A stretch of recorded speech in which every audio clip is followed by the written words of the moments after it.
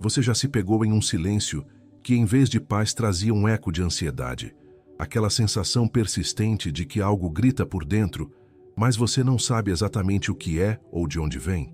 Muitos de nós, adultos maduros, carregamos essas perguntas não respondidas, especialmente naqueles momentos de transição em que a vida parece perder a cor ou o sentido.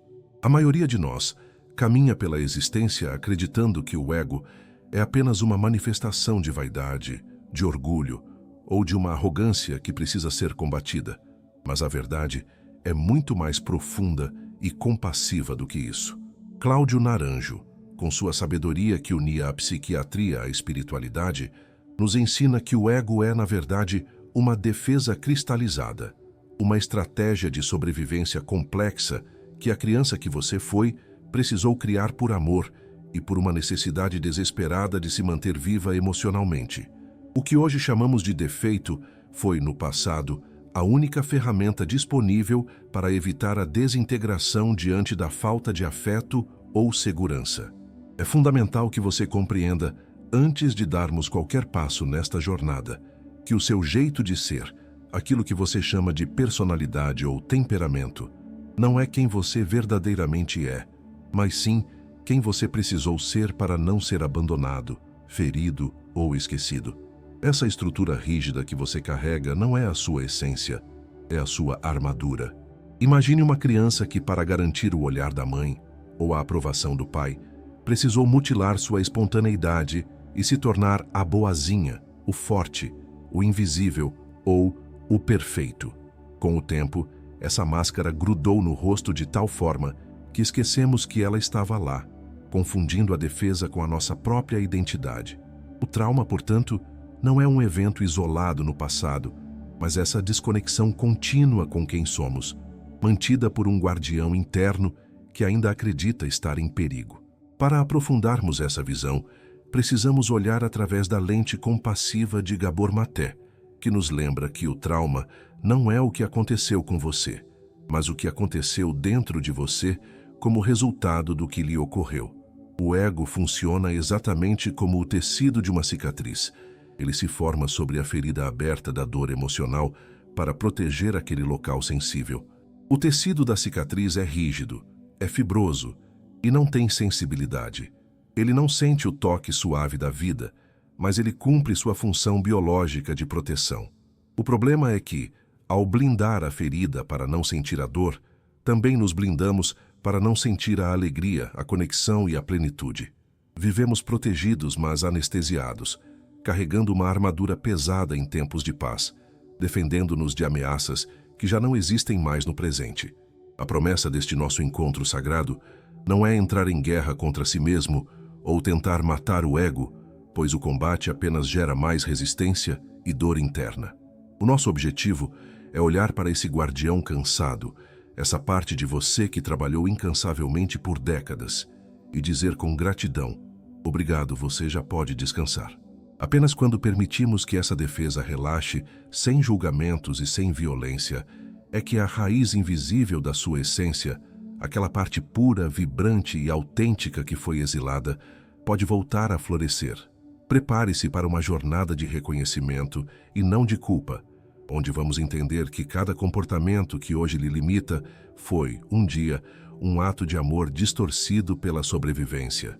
Para compreendermos a verdadeira profundidade da sua dor atual, precisamos regressar, com muita delicadeza, ao momento onde ela ainda não existia e entender como a desconexão começou.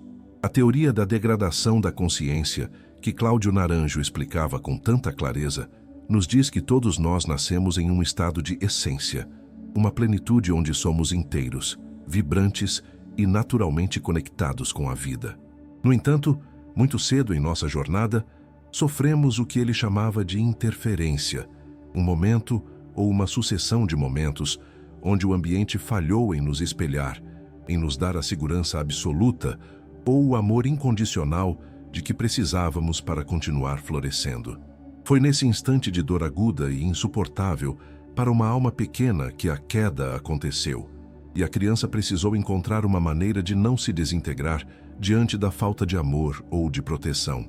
É nesse cenário de vulnerabilidade absoluta que assinamos sem saber e sem palavras, o contrato mais caro e duradouro de nossas vidas, um pacto silencioso de sobrevivência. A criança, em sua inocência e desespero, formula uma lógica interna implacável. Se eu for bonzinho e nunca reclamar, então serei amado. Ou se eu for forte e nunca chorar, então estarei seguro. Ou ainda, se eu for invisível e não der trabalho, não serei rejeitado. Criamos ali uma máscara, um personagem desenhado sob medida para agradar ou para nos defender das ameaças do nosso pequeno mundo. O drama real não é ter criado essa defesa, pois ela salvou a sua vida emocional naquele momento. O drama é que crescemos e esquecemos que isso era apenas um papel, continuando a atuar a mesma peça mesmo quando as cortinas já se fecharam há décadas.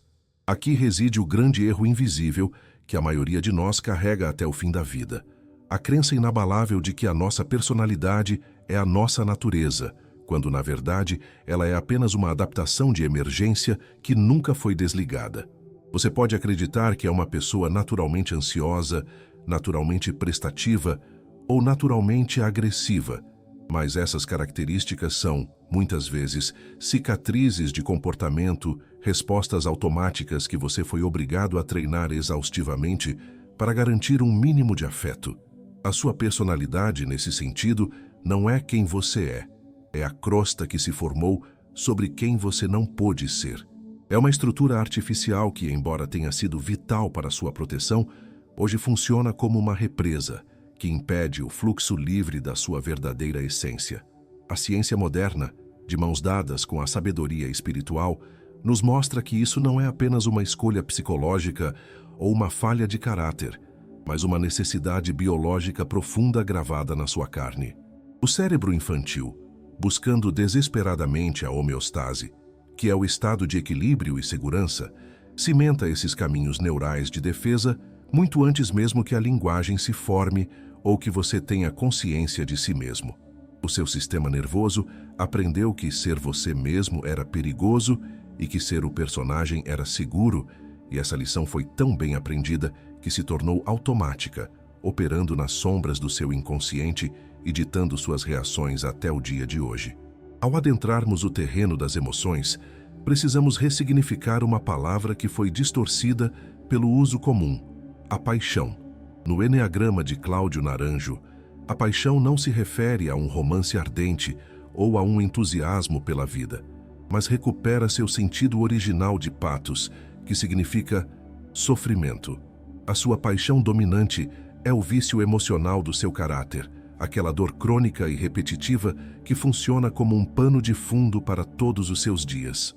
Pode ser a raiva contida que endurece a mandíbula, o orgulho que impede de pedir ajuda, a vaidade que vive de aplausos, a inveja que compara e diminui, a avareza que retém o afeto, o medo que paralisa, a gula que nunca se satisfaz, a luxúria que atropela limites ou a preguiça que adormece a alma. Essa emoção não é algo que você sente de vez em quando. É a atmosfera que o seu ego respira, a tinta com a qual ele colore toda a realidade ao seu redor, distorcendo os fatos para que eles caibam dentro dessa ferida antiga.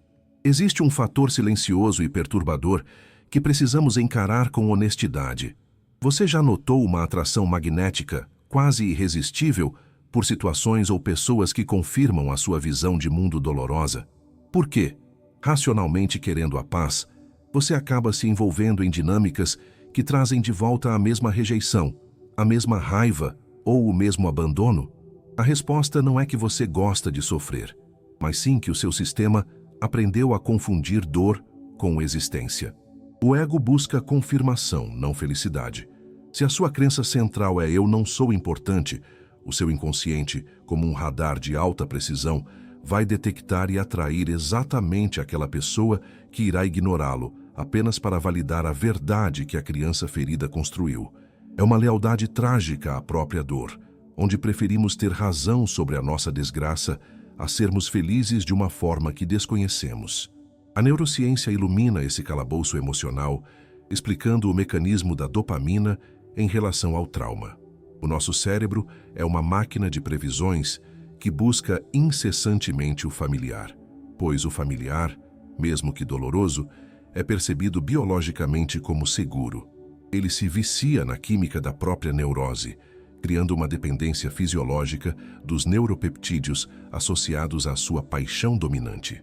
Quando tentamos mudar e buscar a alegria genuína ou a calma, o corpo entra em abstinência dessa química do estresse e da dor, sabotando o processo para voltar ao estado conhecido.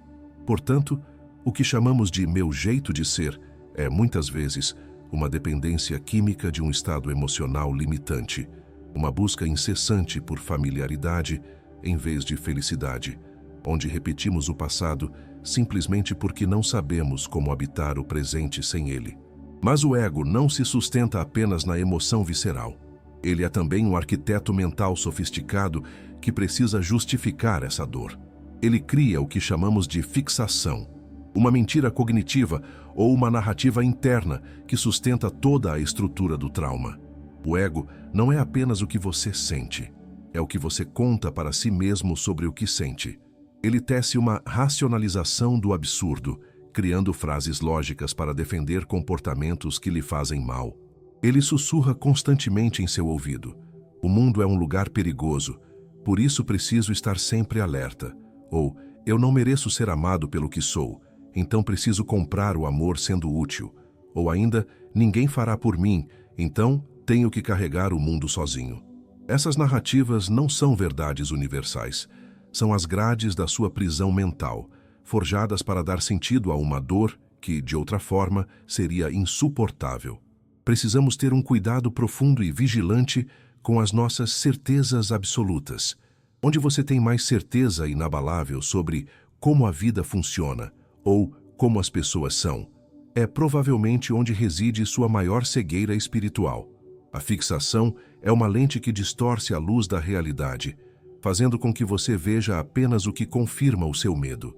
Se você acredita que as pessoas sempre traem, seus olhos filtrarão a realidade para ignorar a lealdade de 1000 pessoas e focar obsessivamente na única que falhou, apenas para dizer triunfante e infeliz: "Eu sabia." Essa rigidez mental é o cimento que mantém a parede do ego inquebrável, impedindo que novas experiências de cura penetrem no seu sistema. A mente, a serviço do medo, torna-se a guardiã do trauma, rejeitando qualquer evidência de que o amor e a segurança são possíveis. Convido você agora a um momento de auto-inquirição silenciosa, mas radical. Pergunte-se com coragem: qual é a regra rígida que governa a minha vida hoje? Qual é aquela frase que eu repito internamente quando algo dá errado? Eu tenho que ser forte. Eu não posso errar. Eu não posso confiar. Questione a origem dessa lei interna. Quem ditou essa regra? Foi a sua alma livre, adulta e consciente? Ou foi a criança assustada que você foi, tentando criar ordem no caos? Ao identificar essa mentira cognitiva, você começa a perceber que a jaula não está trancada. É apenas uma ideia antiga que você continua acreditando ser real. Desafiar essa certeza é o início da liberdade intelectual e espiritual.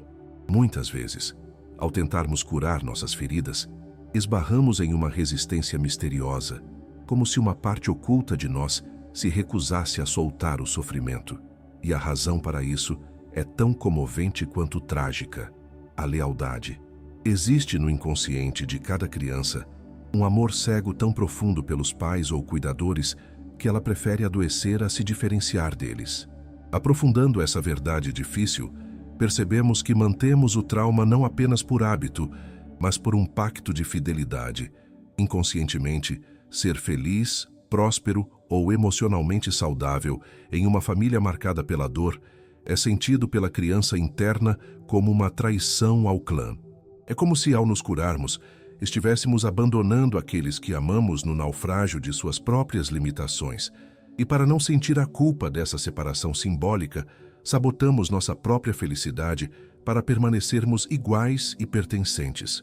Carregamos o peso dos nossos ancestrais, não porque eles nos obrigaram, mas porque em nossa inocência mágica, acreditamos que se sofrermos o mesmo que eles sofreram, estaremos de alguma forma aliviando a dor deles ou nos mantendo conectados a eles através da cicatriz compartilhada.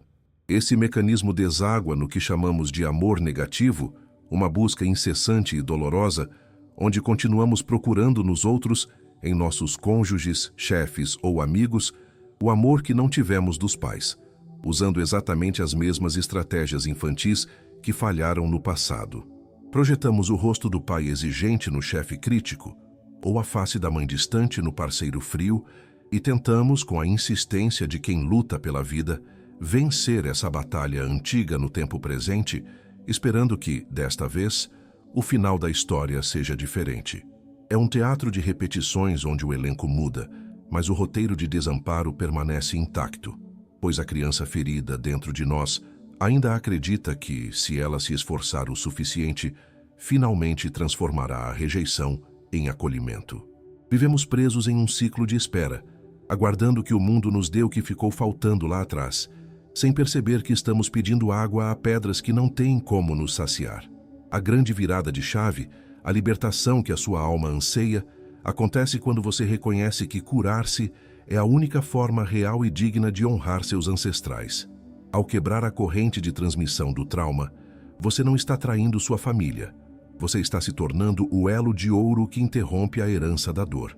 A verdadeira lealdade não é repetir o sofrimento dos seus pais, mas realizar o potencial de vida que eles, por suas próprias feridas, não conseguiram alcançar.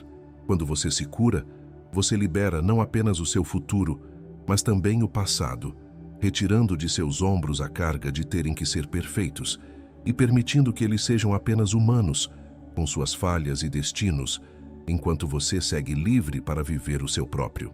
Ao avançarmos para as camadas mais sutis da nossa psique, deparamos-nos com uma barreira que aterroriza o ego mais do que a própria dor: o silêncio.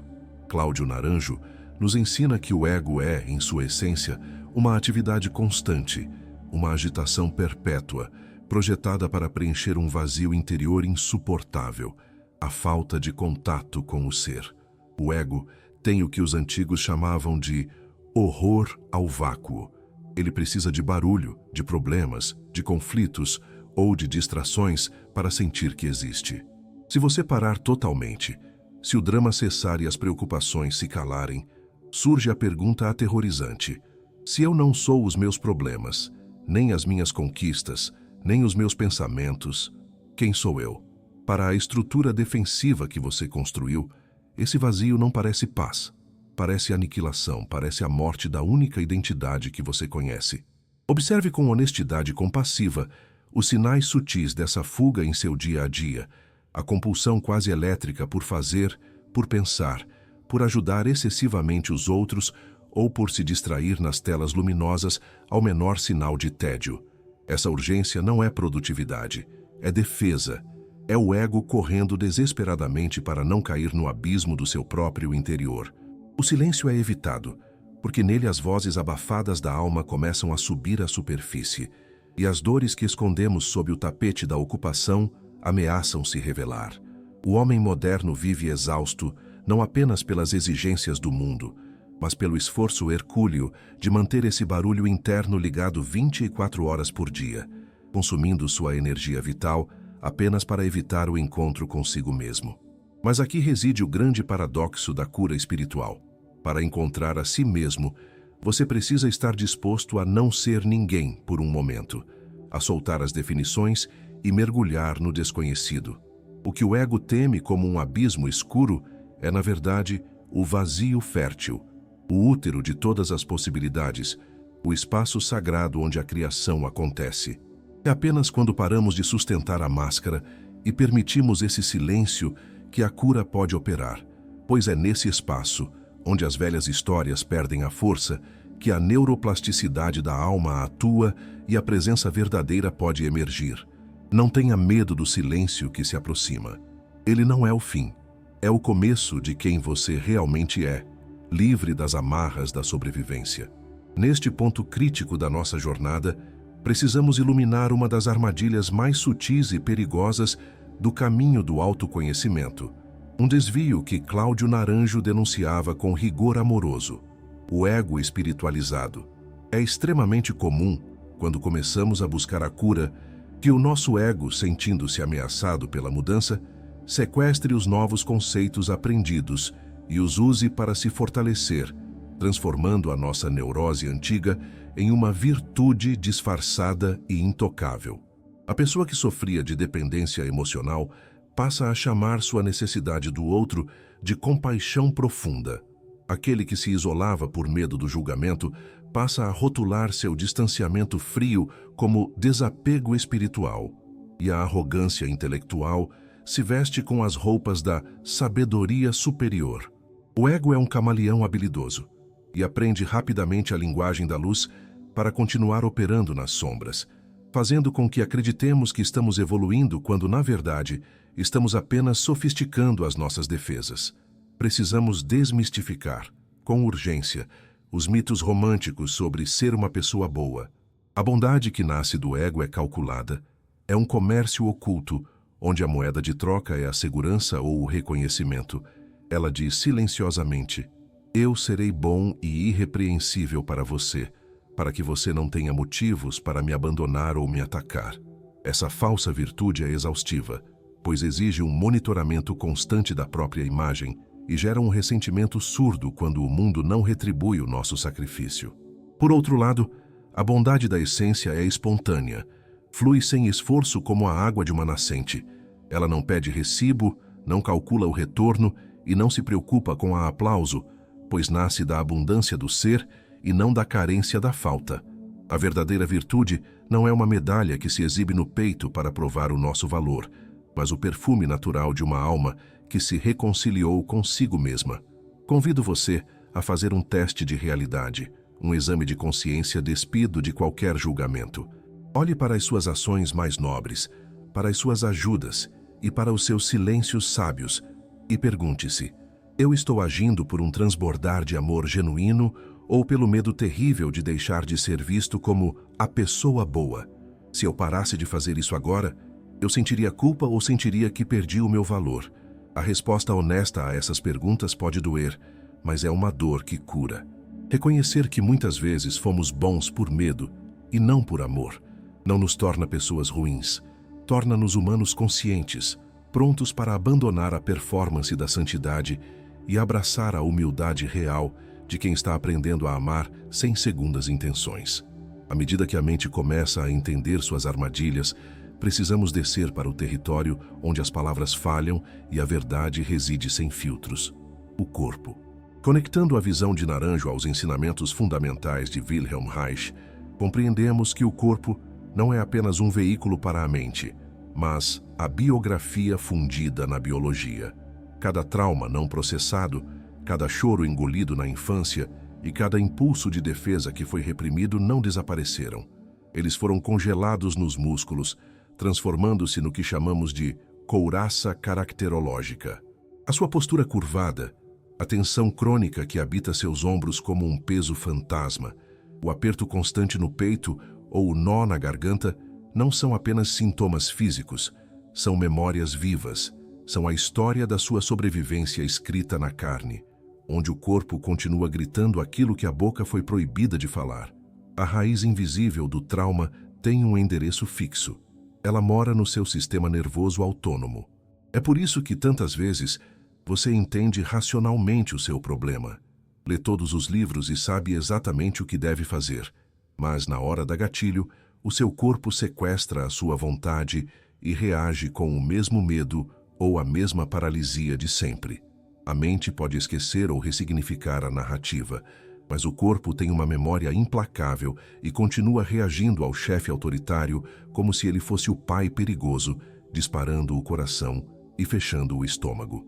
A cura real, portanto, não pode ser apenas um exercício de intelecto. Ela precisa descer para as células, precisa convidar essa biologia assustada a perceber que a guerra acabou e que é seguro baixar a guarda. Para iniciar esse diálogo com a sua própria biologia, podemos praticar uma técnica simples de reconexão, não como uma tarefa mecânica, mas como um gesto de escuta amorosa. Nos momentos em que a vida lhe apertar e a reação automática quiser assumir o comando, experimente parar completamente a ação externa por um segundo, congelando o movimento. Em vez de reagir, rastreie a sensação física que precede a emoção. Localize onde ela nasce no seu mapa interno. É um calor no estômago, uma pressão na têmpora, Um vazio no peito? E então, antes que a mente comece a contar histórias, pergunte silenciosamente a essa sensação: o que você está tentando me dizer antes da minha boca falar? Ao fazer isso, você traz a luz da consciência para o agora.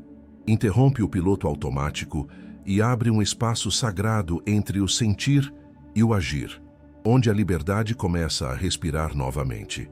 Se você está atravessando um momento de turbulência profunda, sentindo que o chão desapareceu sob seus pés, ou que o sentido que antes guiava seus dias evaporou, ouça com muita atenção e carinho o que a sua alma está tentando lhe dizer.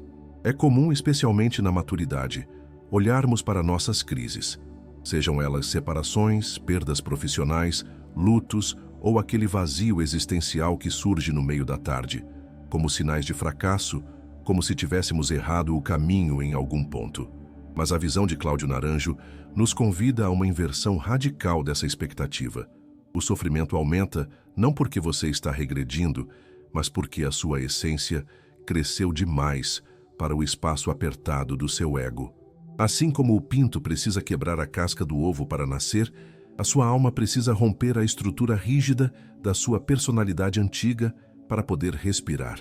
A crise, portanto, não é um erro do percurso, é a pressão da vida exigindo expansão. Precisamos ter a coragem de agradecer à crise, por mais estranho e difícil que isso pareça, enquanto a tempestade ruge lá fora.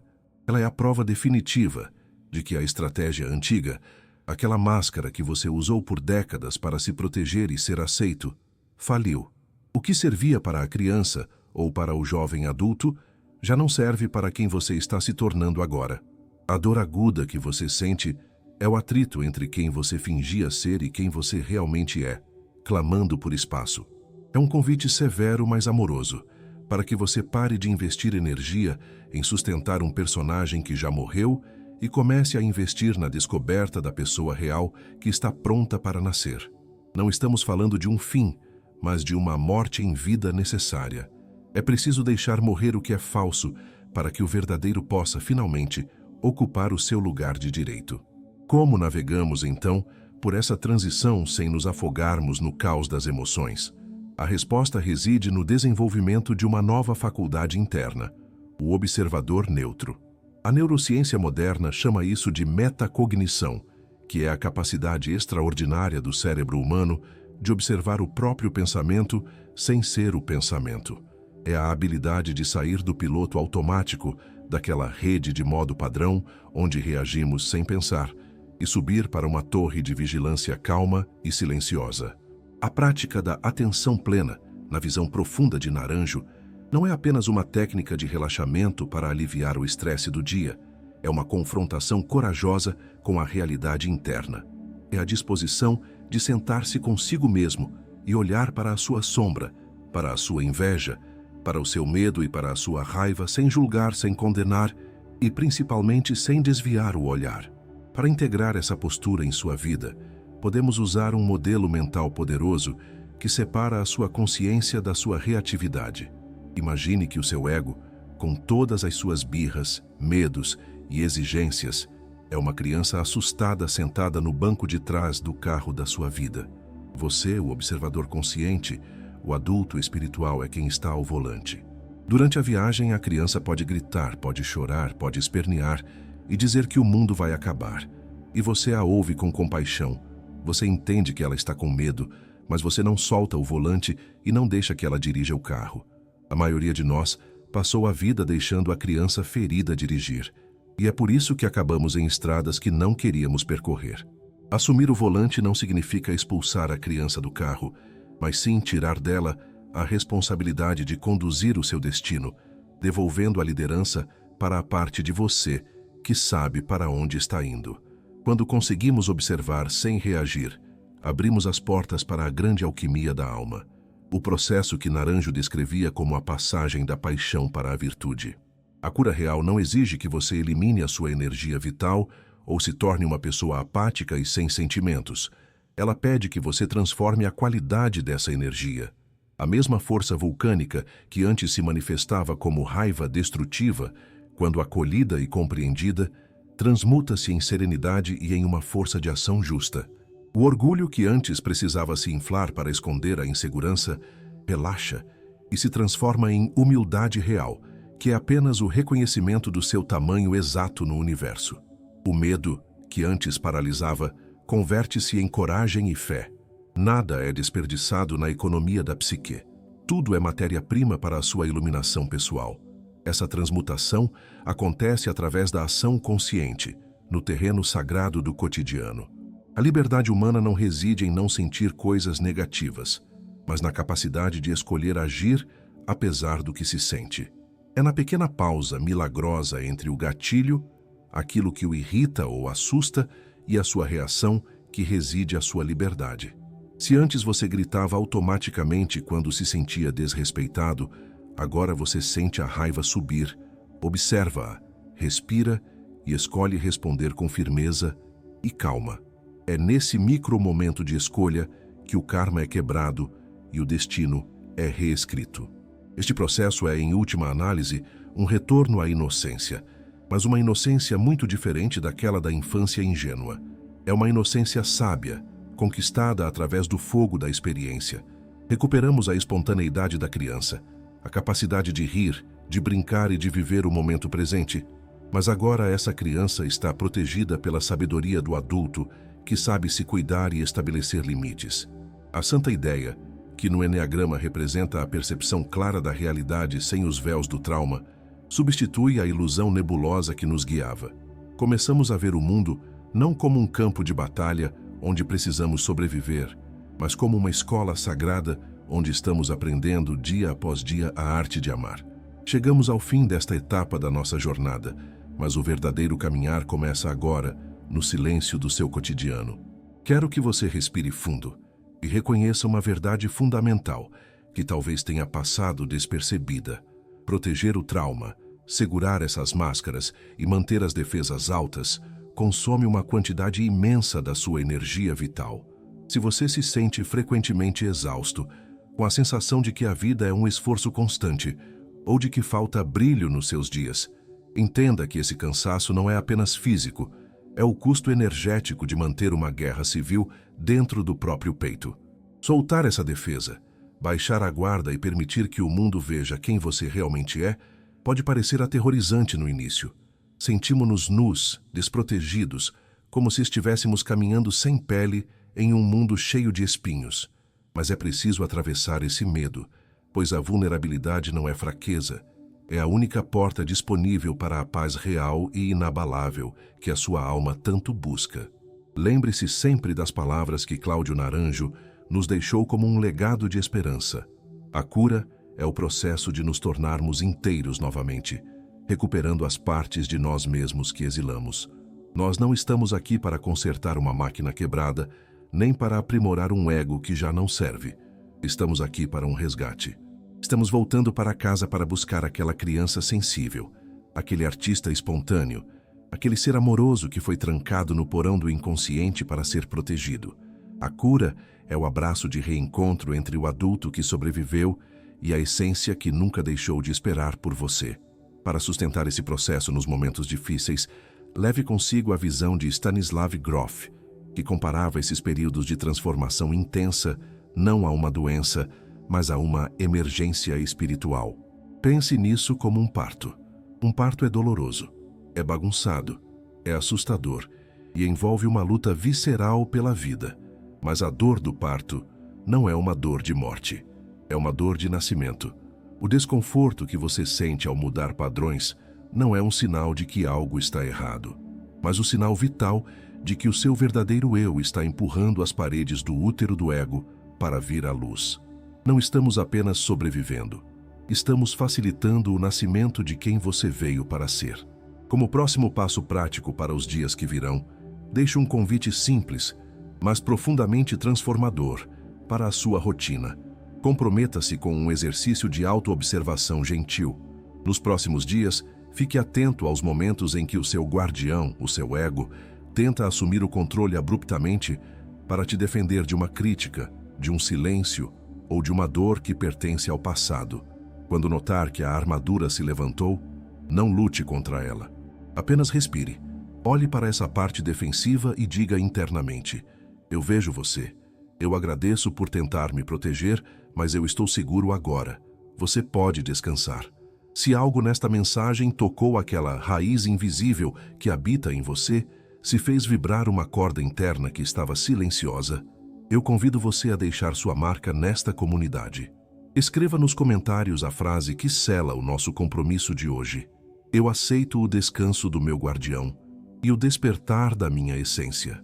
Ao escrever, você materializa sua intenção e ajuda a ancorar essa nova frequência, transformando este espaço em um porto seguro para outros viajantes da alma. Inscreva-se para continuar caminhando ao nosso lado nesta jornada de autoconhecimento profundo. Fique em paz e até o nosso próximo encontro, onde a ciência encontra a alma.